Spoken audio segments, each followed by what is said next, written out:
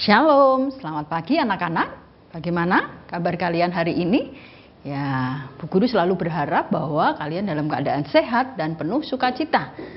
Nah, semoga semua kita diberkati oleh Tuhan dan selalu dalam lindungan Tuhan.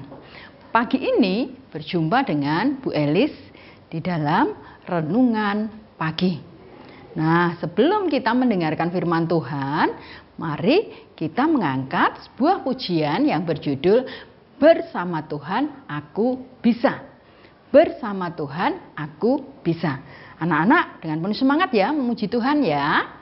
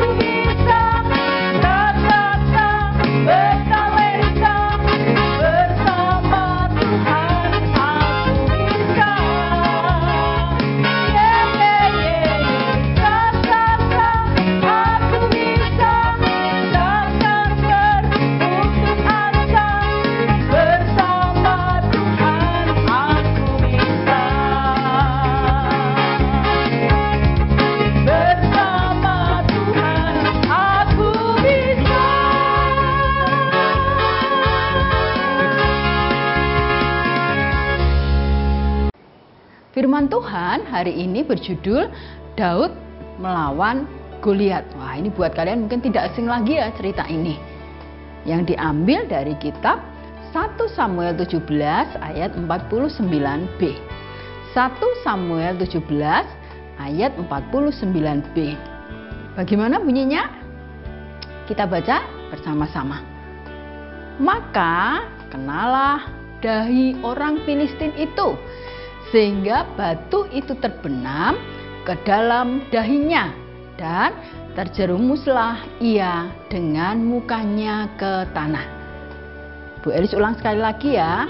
Maka kenalah dahi orang Filistin itu, sehingga batu itu terbenam ke dalam dahinya dan terjerumuslah ia dengan mukanya ke tanah. Anak-anak, demikian ilustrasi pagi ini. Teknologi transportasi online seperti Gojek sudah ada di Indonesia sejak tahun 2010. Perusahaan itu makin berkembang dan saat ini lebih dari 50 kota di Indonesia sudah ada Gojek. Jika melihat perkembangannya, perusahaan transportasi online itu berkembang sedemikian rupa sampai mengalahkan perusahaan transportasi yang lebih dulu berdiri. Mengapa ya perusahaan baru itu dapat mengalahkan perusahaan raksasa yang sudah ada sebelumnya? Hal itu karena pendirinya dapat melihat peluang yang tidak dilihat oleh orang lain sebelumnya. Ia tidak menggunakan mobil sebagai alat transportasinya, melainkan motor yang sesuai dengan konteks Indonesia. Anak-anak, pertempuran Daud dan Goliat sangat menarik untuk kita perhatikan.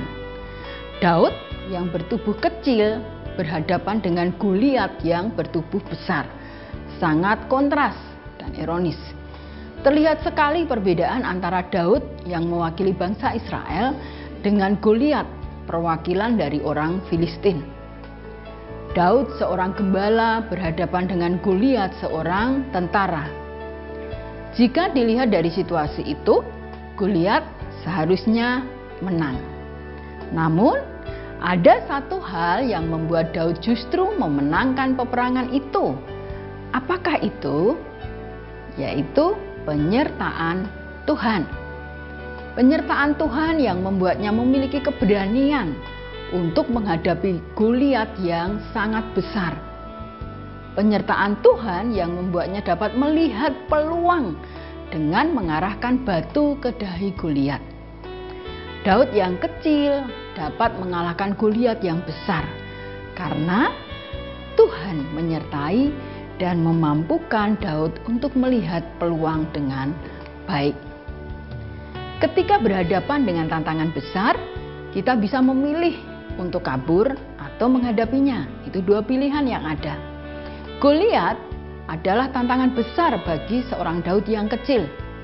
Tetapi ia tidak memilih untuk melarikan diri. Ia menghadapinya bersama dengan Tuhan. Bersama dengan Tuhan, Daud dapat mengalahkan tantangannya. Bersama dengan Tuhan, Daud bisa untuk menang. Anak-anak, andalkan Tuhan dalam setiap kesulitan yang kita hadapi. Tuhan akan memimpin kita untuk melihat setiap peluang yang dapat kita upayakan.